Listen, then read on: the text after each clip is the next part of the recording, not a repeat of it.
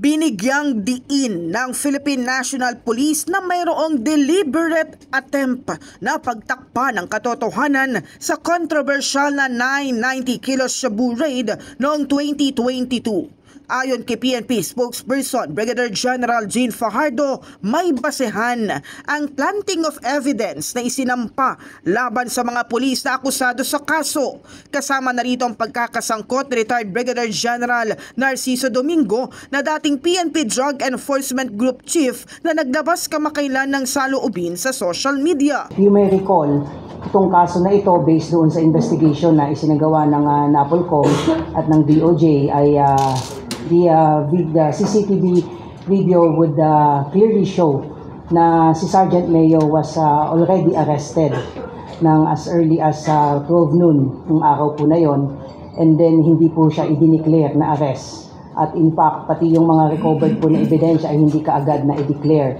At pinalabas nila later that date na naaresto si Sergeant Mayo doon sa may bridge. Pinapalabas na doon siya naaresto. So clearly, based doon sa investigation, there is really a deliberate attempt to remove Sergeant Mayo doon sa pagkakahuli niya nung tanghali pa lamang nung October 2022. Pahayag ni Fajardo, obvious na nagkaroon ng cover-up dahil gumawa lang ng senaryo sa isinagawang operasyon, kaya posible pa nga ang paglaya ni Police Master Sergeant Rodolfo Mayo.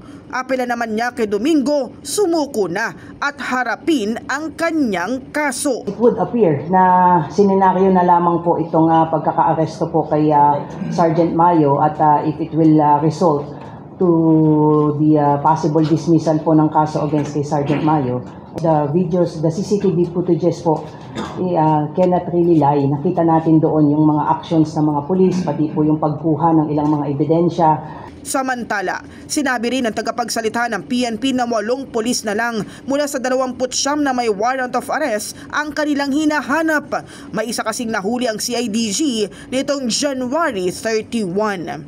In the heart of changing lives, ito si Brigada Kath Austria ng 105.1 Brigada News sa Manila, The Music and News Authority.